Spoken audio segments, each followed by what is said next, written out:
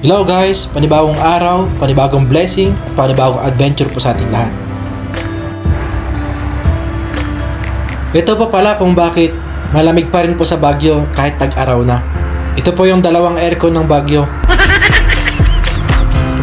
30 kilometers nga ito, balikan ng takbo. Ito nga guys ay tinry ko siyang puntahan kasi may nagsabi sa akin na kaibigan ko na pwede daw puntahan. At may nagsabi rin sa akin na bawal daw. So kaya para malaman ito, let's go! Puntahan natin guys. Ito po kung makikita niyo po dito, ayan umuusok-usok na. Malapit na po tayo guys. Mainit-init pa.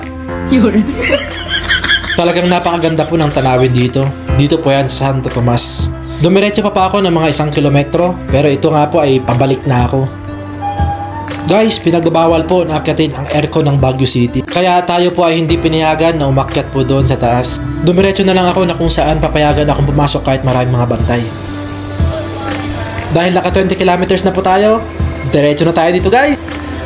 Kahit maraming nagbabantay dito, sure ball makakapasok tayo.